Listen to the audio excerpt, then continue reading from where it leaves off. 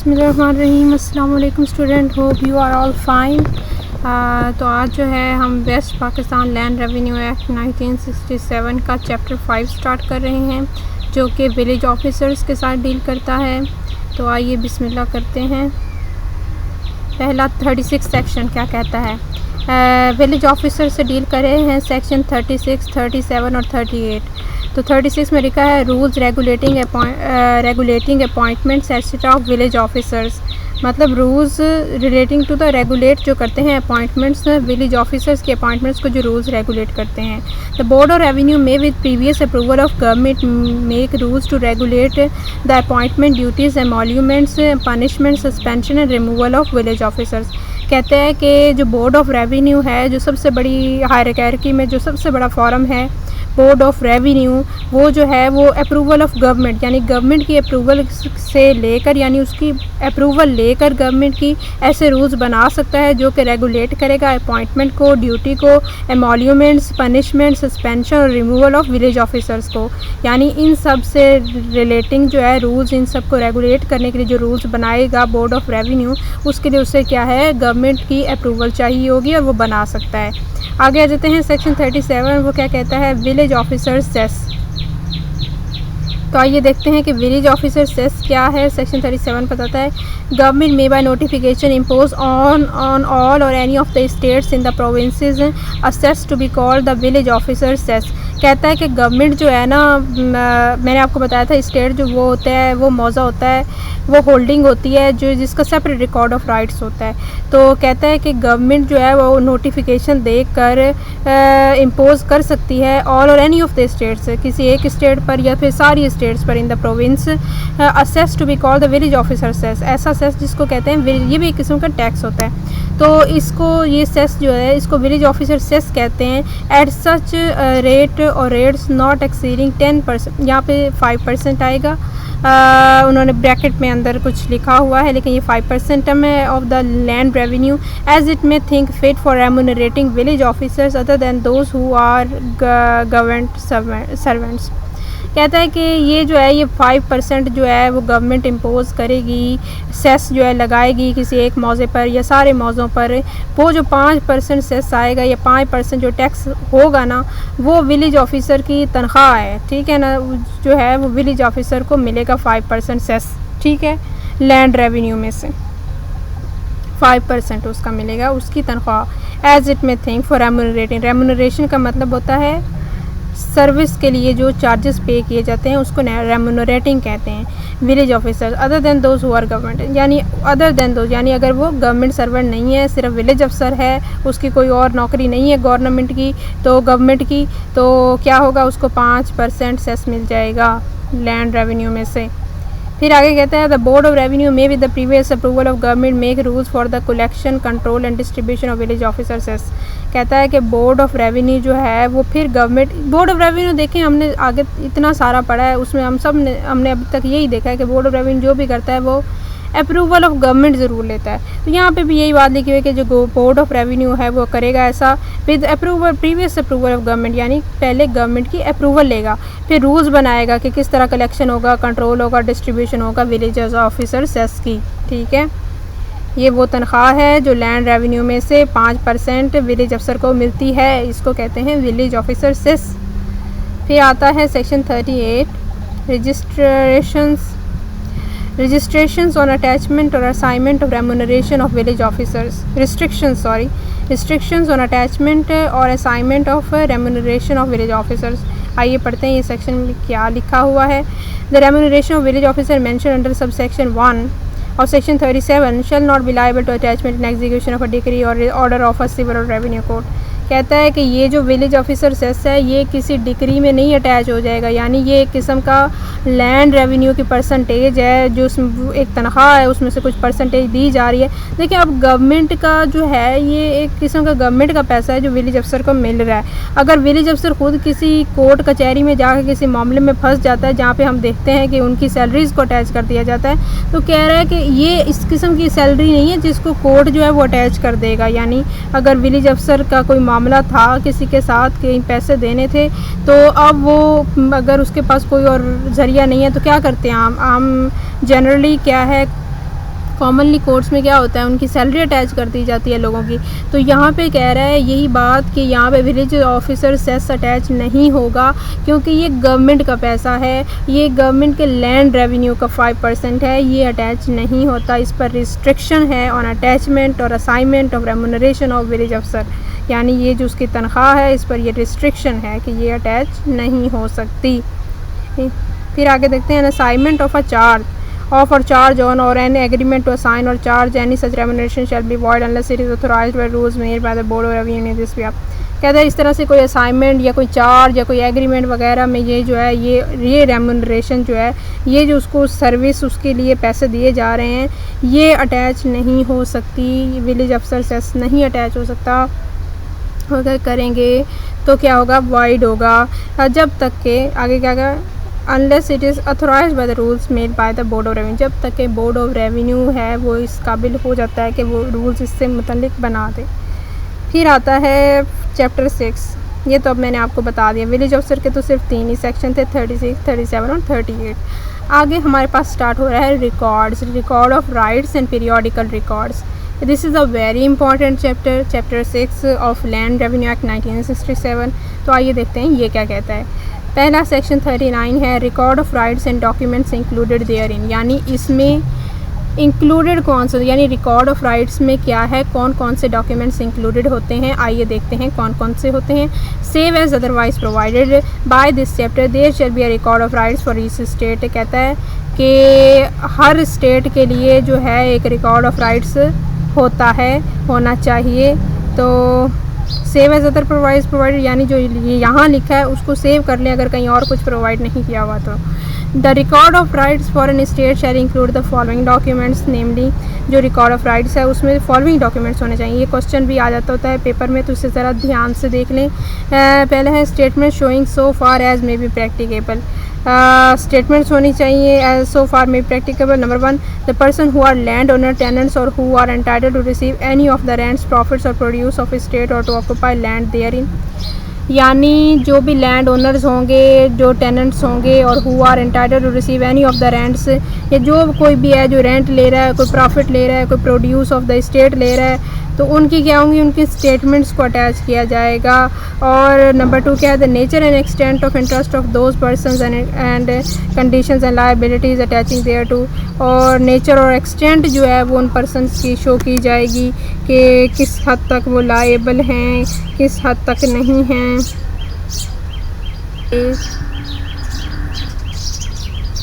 3 में क्या कहता है, the rent land revenue rate cesses और other payments due from and to each of those persons and to the government, वो तमाम rent land revenue rates cesses और other payments जो भी हैं जो ड्यू हैं and from and to each of those persons and to the government, मतलब वो लैंड ओनर्स से जो ड्यू कुछ है वो सारा वो स्टेटमेंट में शो किया जाएगा जो वो अभी देने के मजाज हैं। यानी एक किस्म का रजिस्टर बनाया जाता है जिसमें जो है वो नेम ऑफ लैंड ओनर और टेनेंट लिखे जाते हैं।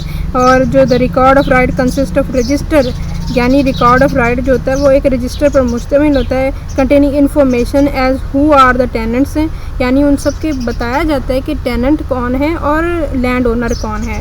तो ये जो ऊपर हमने बात की ये एक किस्म का रजिस्टर बनाया जाता है। फिर भी कहता है be a statement of customs respecting rights and liabilities in the state, यानी फिर एक स्टेटमेंट जो होती है उसमें क्या है बताया जाता है कस्टम के कस्टम्स क्या हैं उस स्टेट में जो चल रहा है, रस्म व रिवाज, राइट्स और लायबिलिटीज़ वो क्या हैं, वो स्टेटमेंट ऑफ कस्टम्स होती है। फिर अ मैप ऑफ स्टेट, एक मैप होता है स्टेट का वो अटैच किया जाता है। फिर सच अदर डॉक्यूमेंट्स बोर्ड और revenue may with the previous approval of government prescribe, और तमाम ऐसे डॉक्यूमेंट्स जो कि board of revenue may with previous approval of government जो है वो प्रेस्क्राइब कर सकता है, वो सारे डॉक्यूमेंट्स जो हैं वो अटैच किए जाते हैं। लेकिन सिंपल सी बात है, आप आराम से सुने मैंने क्या कह रही हूँ एक जी रजिस्टर बनाया जाएगा, उसमें जो है लैंड ओनर्स और टेनेंट्स का नाम होंगे। दूसरे नंबर पर जमाबंदी होगी, जमाबंदी और इसको रजिस्टर अख्तरान ज़मीन भी कहा जाता है। इसमें क्या होता है, ये जो है इसको अप टू डेट रखा जाता है, इसका एडिशन और मतलब है ये आपको पता है कि जमाबंदी जो है वो हर 4 साल में नई जमाबंदी बनती है, ये आपने याद रखना है। और इसमें जो है ऑथेंटिक रिकॉर्ड कोशिश की जाती है कि ऑथेंटिक रिकॉर्ड हो ओनर्स का, लैंड की किसकी कितनी ज़मीन है। फिर जो है वो register regarding liabilities of land owner and tenant and other revenue matters, एक रजिस्टर वो बनाया जाता है जिसमें जो है लाइबिलिटीज़ बताई जाती हैं। ये जो मैंने आपको बताया ना, ये एक सेपरेट रजिस्टर बनाया जाता है। फिर इसमें जो है वो लाइबिलिटीज़ बताई जाती हैं, लैंड ओनर की क्या हैं, टेनेंट की हैं, और अदर रेवेन्यू मैटर्स जो भी हैं वो इसमें आ जाते हैं। फिर जो मैंने आपको बताया ना कि फिर मैप ऑफ स्टेट भी होगा, ये देखें ये मैप ऑफ स्टेट होगा। तो ये हैं कुछ इंपॉर्टेंट डॉक्यूमेंट्स। फिर स्टेटमेंट ऑफ कस्टम्स होगी जिसमें सारे जो हैं उधर के रस्म व रिवाज उस मौजे के लिखे जाएंगे। Regarding rights and liabilities of land owner and tenant उसमें मेंशन किया जाएगा। फिर statement of rights in wealth, फिर स्टेटमेंट ऑफ राइट्स जो भी है मतलब राइट्स लाइबिलिटीज़ वो सारा उसमें बताया जाएगा। फिर वाजिबुल अर्ज़ जो है, वाजिबुल अर्ज़ जो है वो एक स्टेटमेंट है in which customs and administrative position of a village is describe, जिसमें कस्टम्स वगैरह और एडमिनिस्ट्रेटिव पोजीशन ऑफ द जो है वो विलेज बताई जाती है, उसको कहते हैं वाजिबुल अर्ज़। ठीक हो गया। फिर शजरा नसब होता है एक किस्म का, उसमें जो है ये भी इसको भी स्टेटमेंट कहते हैं, ये भी एक स्टेटमेंट होती है in which गेनेलॉजिकल history of person जो है उसके दादा परदादा उसके जो एक पूरा शजरा नसब है उस लैंड से बिलोंग कर रहा है उसको डिटेल में लिखा जाता है। उम्मीद है आपको समझ आ गई होगी कि रिकॉर्ड ऑफ राइट्स में कौन कौन से डॉक्यूमेंट्स अटैच होते हैं। ये देखिए जी, ये वो सारे डॉक्यूमेंट्स हैं जो मैंने आपको पढ़ के भी बता दिए और वैसे भी सुना दिए, तो अब आपकी मर्ज़ी है याद रखें ना रखें। फिर है जी सेक्शन 40। सेक्शन 40 में है मेकिंग और special revision of record of rights, यानी इनकी स्पेशल एक रिवीजन की जाती है रिकॉर्ड ऑफ राइट्स की। देखते हैं जी कैसे की जाती है। 40 में कहता है when it appears to the board of revenue that a record of rights for an estate does not exist और that existing record of rights for an estate requires special revision, the board of revenue may by notification direct that a record of right be made और that record of right be specially revised as the case may be. देखें जी, कहता है कि जब ऐसा महसूस किया जाए, ऐसा फ़ील हो कि रिकॉर्ड ऑफ राइट्स जो है वो कहीं गुम हो गए हैं या फिर एग्जिस्ट कर रहे हैं तो प्रॉपर एग्जिस्टेंस नहीं है, जब बोर्ड ऑफ रेवेन्यू को ऐसा महसूस होता है तो वो कह सकता है कि जी इनकी रिवीजन की जाए, इनको दोबारा रिवाइज़ किया गया, इनमें बताया जाए क्या क्या है क्या क्या नहीं है, दोबारा क्लियर किया जाए, तो इसको कहते हैं revision, special revision of record of rights. ये किसी एक मौज़े से मुतल्लिक भी मतलब स्पेशल रिवीजन की जा सकती है और एक से ज़्यादा मौज़ों के लिए भी की जा सकती है। फिर कहता है sub section 2 of section 40 a notification under sub section 1 may direct that record of rights shall B made और स्पेशली रिवाइज्ड फॉर ऑल और any of the states in any local area. वही मैंने बताया कि वो एक मौज़े के लिए भी हो सकती है या एक से ज़्यादा मौज़े के लिए भी हो सकती है, लेकिन उसके लिए क्या है नोटिफिकेशन जारी होगा अंडर सब सेक्शन 1। फिर है सबसेक्शन 3 कहता a record of rights made और specially revise for an estate under this section shall be deemed to be the record of rights for that estate but shall not affect any presumption in favour of government which is already risen from any previous record of rights. कहता है कि जब revision होगी किसी एक state की या एक से ज़्यादा स्टेट की तो वो जो स्पेशल रिकॉर्ड ऑफ राइट्स होगी वो उसी स्टेट से मुतल्लिक ही मानी जाएगी और वो रिकॉर्ड ऑफ राइट्स की जो रिवीजन होगी वो किसी और जो है रिकॉर्ड ऑफ राइट को अफेक्ट नहीं करेगी जो पहले से गवर्नमेंट की प्रिजम्पशन में मौजूद है, but shall not affect any presumption in favour of government. देखें जी, जो गवर्नमेंट के फेवर में मौजूद है उसको भी ये इफेक्ट नहीं करेगा which has already arisen from any previous record of right, जो कोई पिछले रिकॉर्ड ऑफ राइट से ऑलरेडी अराइज हो चुकी है, कोई भी इन फेवर ऑफ गवर्नमेंट प्रिजम्पशन है तो उसको जो है ये नई जो स्पेशल रिवीजन की जाएगी वो गवर्नमेंट को टच नहीं करेगी। ठीक है ना, गवर्नमेंट के फेवर में प्रोटेक्शन दी हुई है इन्होंने। फिर है जी पीरियोडिकल रिकॉर्ड्स। पीरियोडिकल रिकॉर्ड्स क्या होता है देख लेते हैं। The collector shall cause to be prepared by the patwari of each state periodically as the board of revenue may direct an edition of any record of right amended in accordance with the provision. ऊपर तो हमने जी पढ़ा record of rights. अब जो record of rights जो हैं मतलब periodically होते हैं। आप देखें जमाबंदी है 4 साल बाद वो क्या होती है, उसको नई बनाई जाती है, इसको क्या कहते हैं, वो पीरियोडिकली हर 4 साल बाद, हर 4 साल बाद क्या अपडेट हो रही है। तो अब क्या है, यहाँ पे भी यही कहा रहा है कि the collector shall cause to be prepare to by the patwari of each state periodically, यानी वो प्रिपेयर करेगा, पटवारी को कहेगा मौजे की जो है वो पीरियोडिकल रिकॉर्ड ऑफ राइट्स है, उसको जो है रिकॉर्ड ऑफ राइट्स को जो है वो पीरियोडिकली अपडेट किया जाए, 4 साल बाद भी करें, और अगर बोर्ड ऑफ रेवेन्यू चाहे तो हर साल भी कर सकती है, लेकिन इसके लिए फिर वही कंडीशन है कि गवर्नमेंट के अप्रूवल से, नोटिफिकेशन से कर सकती है। तो जिन रिकॉर्ड ऑफ राइट्स को अपडेट पीरियोडिकली किया जाता है, यानी 4 साल बाद या फिर 1 साल बाद गवर्नमेंट के अप्रूवल से, तो उसको कहते हैं पीरियोडिकल रिकॉर्ड्स, यानी साल हर साल या 4 साल बाद जो जमाबंदी बनती है हमारे लिए वो। फिर कहता है such edition of the record of rights shall be called the periodical record for the estate and shall comprise the statements mentioning.